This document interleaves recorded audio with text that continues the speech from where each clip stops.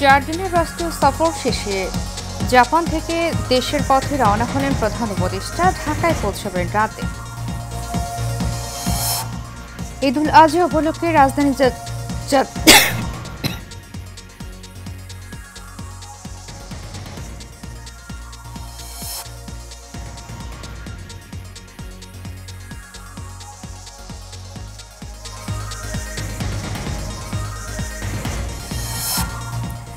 এবং ইসরায়েলি বাহিনীর হামলায় গাজা উপত্যকায় একদিনে 72 ফিলিস্তিনি নিহত, আহত আরও 278 জন।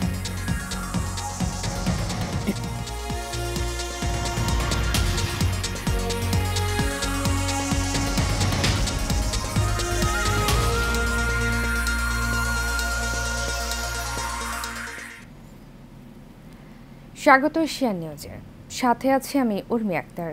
এতক্ষণ শুনছিলেন বিআরবি কেবল ইন্ডাস্ট্রিজ লিমিটেড সংবাদ শিরোনাম। এবারে চলে যাব পুরো খবরে। 4 দিনের সরকারি সফর শেষে আজ সকালে দেশের উদ্দেশ্যে টোকিও ত্যাগ করেছেন প্রধান উপদেষ্টা অধ্যাপক ডক্টর মোহাম্মদ ইউনূস। প্রধান উপদেষ্টার উপর প্রেস সচিব আবুল কালাম আজাদ মজুমদার জানান, স্থানীয় সময় সকাল 11টা 20 মিনিটে ফ্লাইটটি নারিতা আন্তর্জাতিক বিমানবন্দর থেকে রওনা হয়েছে। বাংলাদেশ সময় রাত 10টা 40 মিনিটে তার ঢাকায় পৌঁছার কথা। এর আগে শুক্রবার সকালে জাপানের প্রধানমন্ত্রীর কার্যালয়ে দেশটির প্রধানমন্ত্রী শিগেরু ইশিবার সঙ্গে প্রধান উপদেষ্টা ডক্টর মোহাম্মদ ইউনূসের দ্বিপাক্ষিক বৈঠক অনুষ্ঠিত হয়। যৌথ বিবৃতিতে জানানো হয়, বৈঠকে 6টি সমঝোতা স্মারক সই, বাজেট সহায়তা, রেলপথ উন্নয়ন ও অনুদান হিসেবে বাংলাদেশকে $1.063 বিলিয়ন দেবে জাপান। এর আগে গত মঙ্গলবার দিবাগত রাত 2টা 10 মিনিটে ক্যাথে প্যাসিফিক এয়ারলাইন্সের একটি ফ্লাইটে ঢাকার হজরত শাহজালাল আন্তর্জাতিক বিমানবন্দর ত্যাগ করেন প্রধান উপদেষ্টা।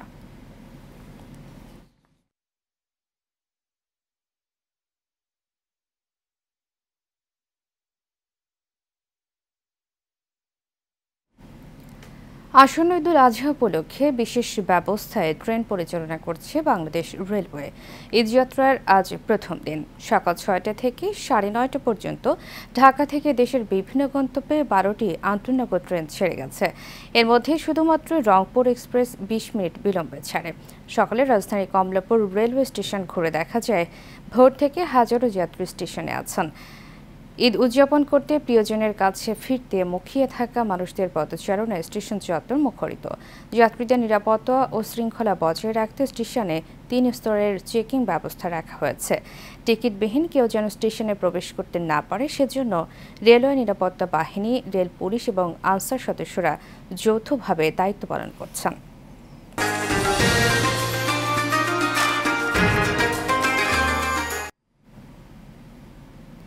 এবারে কোরবানির পশুর হাটের খবর।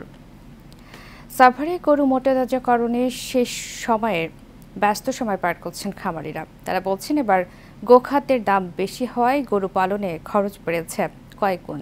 তবে হাটে ন্যায্য দাম পেলে লাভের আশা খামারিদের। সাভার থেকে শাকিল শেখের ছবিতে মোহাম্মদ জহিরুল ইসলাম খান লিটনের রিপোর্ট জানাচ্ছেন রাশিদ আকন। কোরবানির বাকি আর মাত্র কয়েকদিন, তাই তো শেষ সময় গবাদি পশু পরিচর্যায় ব্যস্ত সময় পার করছেন সাভারের খামারিরা। সকালে বিকালে 3 বেলা খাওয়ার, সবসময় অল টাইম আমরা গরু বসে পিছিয়ে আছি। আমরা মনে করেন যে এতদিন পালছি, যদি আমাদের সার মনে করেন যে যদি লস পাই তাহলে আমাদেরও খারাপ লাগবে। একটু পর পর কাস্টমার আসতেছে, তাই আমরা অনেক পরিষ্কার রাখতেছি আর কি। গমের ভুসি আছে, ভুসি খাওয়াই, ঠিক আছে, 3-4 রকমের ভুসি আছে, একসাথে মিক্স করে ভুসিগুলো খাওয়াই, যেরকম গমের ভুসি, ছোলা, অ্যাঙ্কার, মুসুরি, গুড়। খামারিরা বলছেন, প্রাকৃতিক উপায়ে গরু মোটাতাজাকরণ করছেন তারা। খাওয়াচ্ছেন খড়, গম, ভুসি, কাঁচা ঘাস সহ দানাদার খাবার। তবে গোখাদ্যের দাম অন্যবারের চেয়ে এবার একটু বেশি, ফলে গরু পালনে বেড়েছে খরচ। এই বছর 2025 সালের আমাদের গরুর সর্বোচ্চ ওয়েট হচ্ছে 920 কেজি। এটা কোরবানি আস্তে আস্তে হয়তো 950 কেজি যেতে পারে। এবং মহিষ হচ্ছে বাংলাদেশের সবচেয়ে বড় মহিষ, জাফরাবাদী জাতের। এটা লাইভ ওয়েট হচ্ছে অলমোস্ট 1200 কেজি। এদিকে পছন্দের কোরবানির পশু কিনতে অনেকেই আসছেন খামারে। কোরবানির উপলক্ষে গরু কিনতে আসছি, বাড়ির বুগালের কাছে পৌঁছায় দেয় ভালো। গরু মোটাতাজাকরণে ক্ষতিকর ওষুধ ব্যবহার বন্ধে মাঠ পর্যায়ে তদারকির কথা জানালেন উপজেলা প্রাণী সম্পদ কর্মকর্তা। আমরা তাদেরকে বিভিন্নভাবে পরামর্শ দিই এবং যাতে সুস্থ থাকে এনিমেলগুলো, সেজন্য আগেই ভ্যাকসিন দেওয়ার জন্য আমরা তাদেরকে বলে থাকি, যেহেতু আমাদের দেশে পুরা রোগ এবং এলএসডি এটা হয়, এটা ভ্যাকসিনগুলো দেওয়ার জন্য বলি, যাতে কুরবানির আগ দিয়ে এই অ্যানিমেলগুলো এই রোগে আক্রান্ত হয়ে না যায় এবং আমাদের খামারের যাতে ক্ষতিগ্রস্ত না হয়। সাভার উপজেলায় এবার 11,365 গবাদি পশু কুরবানির জন্য প্রস্তুত করা হয়েছে। Rashed Akun, Asian television. দর্শক, গাইবান্ধার সুন্দরগঞ্জ থেকে কোরবানির পশুর হাটের আরও খবর জানিয়েছেন সহকর্মী মুকসেদ আল মামুন। কুরবানির ঈদকে সামনে রেখে গাইবান্ধার সুন্দরগঞ্জে কিন্তু জমে উঠেছে কুরবানির পশুর হাট। আমি বর্তমানে যে হাটটিতে রয়েছে এটি উপজেলার সর্ববৃহৎ এবং প্রাচীন হাট বলা চলে। এটি তিস্তা নদীর ধারে অবস্থিত। আপনারা দেখতেই পাচ্ছেন যে কেমনটি জমজমাট ভাবে কিন্তু হাটটি জমে উঠেছে এবং বেশ কিছু দেশি বিদেশি সব ধরনের কিন্তু এই হাটে গরু লক্ষ্য করা যাচ্ছে। তো আমি যখন হাটে প্রবেশ করেই কিন্তু ক্রেতা বিক্রেতা উভয়ের সঙ্গে কথা হয়েছে আমার। তারা একটি বিষয় জানিয়েছেন যে এখানে নিরাপত্তা সহ অন্যান্য কোনো সমস্যা না থাকলেও ক্রেতারা সন্তুষ্ট থাকলেও বিক্রেতারা কিন্তু সন্তুষ্ট নয়। একদিক দিয়ে প্রাকৃতিক দুর্যোগ, ঝড় বৃষ্টি, গোখাদ্যের দাম বেশি, ক্রেতার চেয়ে বিক্রেতার সংখ্যা বেশি, সেই সাথে বাহির থেকে পাইকাররা স্থানীয় বাজারে না আসা, শহরমুখী যে পশুগুলা নিয়ে যাওয়া না হওয়ার কারণেই কিন্তু এখানে বড় বড় গরু বিক্রি করতে অনেকে হিমশিম খাচ্ছে। তো এই ছিল গাইবান্ধা থেকে বা কুরবানির বাজারের পরিস্থিতির সর্বশেষ সংবাদ।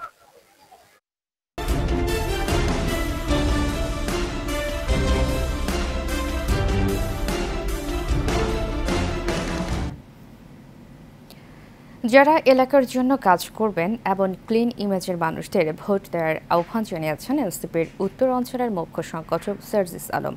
গতরাতে গাইবান্ধার সুন্দরগঞ্জ উপজেলায় এনসিপির পথসভায় এ কথা বলেন তিনি।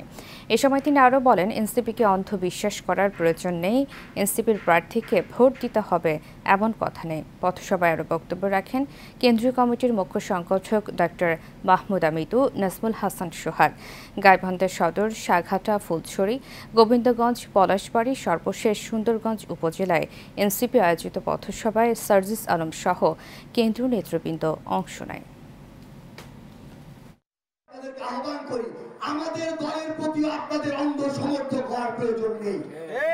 আমাদের দলের এখন পর্যন্ত জেলা উপজেলায় কমিটি হয়নি। কমিটি হওয়ার পরে যদি কেউ এই স্পিরিট আকাঙ্ক্ষার সাথে বিশ্বাসঘাতকতা করে, জনগণের যে স্বপ্ন আকাঙ্ক্ষা সেটা নিয়ে কাজটা করে ব্যক্তি স্বার্থকে প্রাধান্য দেয়, তাহলে ওই ব্যক্তিগত প্রয়োজনে আপনারা বয়কট করুন।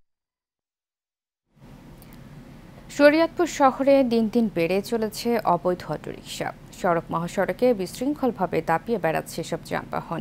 মূল সড়কের দুপাশে যত্রতত্রভাবে পার্কিং এবং অনিয়ন্ত্রিত চলাচলে বাড়ছে যানজট ও দুর্ঘটনা। এতে চরম ভোগান্তি পোহাতে হচ্ছে সাধারণ মানুষকে। মোহাম্মদ ফারুক আহমেদ মোল্লার তথ্য ছবিতে বিস্তারিত জানাচ্ছেন জাওয়ালুন নূর। শরীয়তপুর শহরে দাপটের সঙ্গে চলছে ব্যাটারি চালিত অটোরিকশা। নিয়ম নীতির তোয়াক্কা না করে যত্রতত্র পার্কিং করা হচ্ছে এসব অটোরিকশা। সড়ক মহাসড়কে বেপরোয়া গতিতে ছুটে চলা এসব অটোরিকশার কারণে প্রায়ই হচ্ছে দুর্ঘটনা। জেলার ৬টি উপজেলায় প্রায় ১৫ থেকে ২০ হাজার অটোরিকশা রয়েছে। এসবের দৌরাত্ম্যে সড়কে চলাচল করাই দায় হয়ে পড়েছে সাধারণ মানুষের। রাস্তাঘাটে কোনোভাবে এদের জন্য সুস্থভাবে চলা যায় না। যে কোনো সময় যে কোনো ধরনের দুর্ঘটনা ঘটে যেতে পারে এই অটোওয়ালাদের কারণে। কারণ এই অটোওয়ালারা কোনো ট্রেনিং নাই, কোনো নীতিমালা নাই, সরকারের কোনো তদারকি নাই। যে যেভাবে পারতেছে সেভাবেই অটো নামাই দিচ্ছে। যদিও অটোরিকশা চালকদের দাবি, ভাঙাচোরা সড়ক ও নতুন নতুন চালকদের কারণে ঘটছে দুর্ঘটনা। দ্রুতই সড়ক সংস্কার ও সরকারিভাবে চালকদের প্রশিক্ষণের দাবি জানান তারা। এখন মনে করেন এনে স্ট্যান্ডও বানাইছে, আবার যেরকম এখানে রাস্তার মাঝখানে রেখে গাড়ি যাত্রীও উঠাইতেছে। মানে আমাদেরও সমস্যা, যাত্রীরও সমস্যা, আবার জনগণেরও সমস্যা হইতেছে। তারা নতুন গাড়িগুলো চালায়, তারা যেখানে সেখানে ব্রেক করে এবং কি কোনো আইন কারণ জানে না। তাদেরকে খুবই ভালোভাবে প্রশিক্ষণ দেওয়া উচিত। ব্যাটারি চালিত যানবাহনের বিরুদ্ধে অভিযান চলমান রয়েছে। দ্রুতই সমস্যা সমাধানে স্থায়ী ব্যবস্থা হবে বলে জানিয়েছেন পুলিশ সুপার। আমরা বিভিন্ন সময় এদের বিরুদ্ধে জরিমানা করেছি এবং এই আমাদের যানবাহনও জব্দ করেছি এবং এইটি আমাদের চলমান আছে এবং এর বাইরেও আসলে আমরা বিভিন্ন যে স্টেক হোল্ডার আছে এদের সাথে নিয়ে আমরা যাতে এই রাস্তায় ব্যাটারি চালিত যানবাহন না চলাচল করে এই ব্যাপারে আমরা কার্যকরী পদক্ষেপ গ্রহণ করে যাচ্ছি। পুলিশ বাহিনীর সাথে সার্বিক সহায়তা ও আলোচনা সাপেক্ষে ব্যবস্থা গ্রহণের আশ্বাস জেলা প্রশাসকের। ট্রাফিক পুলিশের সাথে আমরা এটা বসে কিভাবে এই অবৈধ যানবাহনগুলোকে নিবৃত্ত করা যায় এই সড়কে চলাচল থেকে, বিশেষ করে মূল সড়কে, সেগুলো নিয়ে আমরা কাজ করছি। ব্যাটারি চালিত 3 চাকার এই বাহনগুলোর দৌরাত্মে অতিষ্ঠ শহরবাসী। দ্রুত সমস্যা সমাধানের দাবি স্থানীয়দের। জামালুন নূর, এশিয়ান টেলিভিশন। টাঙ্গাইলের ঘাটাইলে মহান স্বাধীনতার ঘোষক বহুদলীয় গণতন্ত্রের প্রবক্তা শহীদ রাষ্ট্রপতি জিয়াউর রহমান বীর উত্তমের ৪৪তম শাহাদাত বার্ষিকী উপলক্ষে আলোচনা সভা, দোয়া মাহফিল ও দুস্থদের মাঝে খাবার বিতরণ ও বাংলাদেশ জাতীয়তাবাদী শ্রমিক দলের ৩ নম্বর জামুরিয়া ইউনিয়নের কার্যালয়ে উদ্বোধন করা হয়েছে। রাতে উপজেলার জামুরিয়া ইউনিয়নের ১, ২, ৩ নম্বর ওয়ার্ড বিএনপি অঙ্গ সহযোগী সংগঠনের আয়োজনে অনুষ্ঠান অনুষ্ঠিত হয়। এ সময় প্রধান অতিথি হিসেবে উপস্থিত বক্তব্য রাখেন বাংলাদেশ জাতীয়তাবাদী দল বিএনপির কেন্দ্রীয় নির্বাহী কমিটির অন্যতম সদস্য ও টাঙ্গাইল ৩ আসনের বিএনপির দলীয় মনোনয়ন প্রত্যাশী অ্যাডভোকেট এস.এম. ওবায়দুল হক নাসির। অন্যান্যদের মধ্যে উপস্থিত ছিলেন জামুরিয়া ইউনিয়ন বিএনপির সভাপতি মোহাম্মদ তরিকুল ইসলাম সুলতান, ইউনিয়ন বিএনপির সাধারণ সম্পাদক মোহাম্মদ হারুনার রশিদ তালুকদার, পৌর বিএনপির তাঁতি সম্পাদক আবুল কালাম, জামুরিয়া ইউনিয়ন শ্রমিক দলের সভাপতি মোহাম্মদ জাকির হোসেন তালুকদার প্রমুখ। প্রতিবছর ৩১ মে বিশ্বব্যাপী পালিত হয় বিশ্ব তামাকমুক্ত দিবস। ১৯৮৮ সালে বিশ্ব স্বাস্থ্য সংস্থা এই দিবসটি ঘোষণা করে, যার মূল লক্ষ্য হল বিশ্ববাসীকে তামাকের ক্ষতিকর প্রভাব সম্পর্কে সচেতন করা এবং ধূমপান ও তামাকজাত পণ্যের ব্যবহার থেকে বিরত থাকা। বিশ্ব তামাকমুক্ত দিবস শুধু একটি দিন নয়, এটি একটি নতুন সূচনা। আসুন সবাই মিলে তামাকমুক্ত সমাজ গড়ে তুলি, যেখানে থাকবে সুস্থতা, জীবন ও পরিবেশের জন্য ভালোবাসা। এমনটি বললেন হেলথ অর্থনীতিবিদ এবং ঢাকা বিশ্ববিদ্যালয়ের অর্থনীতি বিভাগের অধ্যাপক ডক্টর রুমানা হক। বিশ্ব তামাকমুক্ত দিবস পালন করা হয়। জনগণকে তামাকের ভয়াবহ প্রভাব সম্পর্কে সচেতন করা, তামাক কোম্পানির বিভিন্ন কৌশল সম্পর্কে তাদেরকে জানানো, সেই সাথে মানুষকে তাদের স্বাস্থ্যর যে তাদের একটি অধিকার সে সম্পর্কে সচেতন করা এবং আমাদের ভবিষ্যৎ প্রজন্মকে তামাকের ভয়াবহ ক্ষতিকর দিক থেকে রক্ষা করার উদ্দেশ্যে সাধারণত এই বিশ্ব তামাকমুক্ত। শেষ করব এশিয়া নিউজ, তার আগে বিআরবি কেবল ইন্ডাস্ট্রিজ লিমিটেড সংবাদ শিরোনামগুলো জানাবো আরও একবার।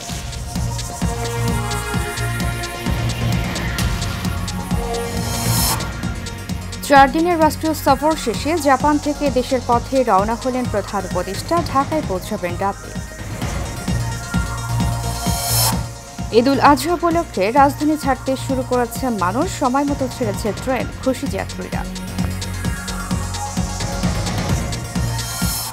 শেষ মুহূর্তে কোরবানির পশুর পরিচর্যায় ব্যস্ত সময় পার করছেন খামারিরা, জমতে শুরু করেছে হাট।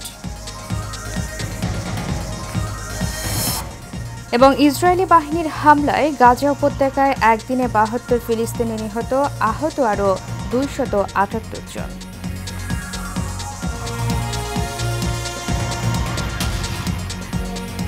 এশিয়া নিউজ এ পর্যন্ত। পরবর্তী সংবাদ দেখার আমন্ত্রণ জানিয়ে শেষ করছি। ধন্যবাদ সবাইকে।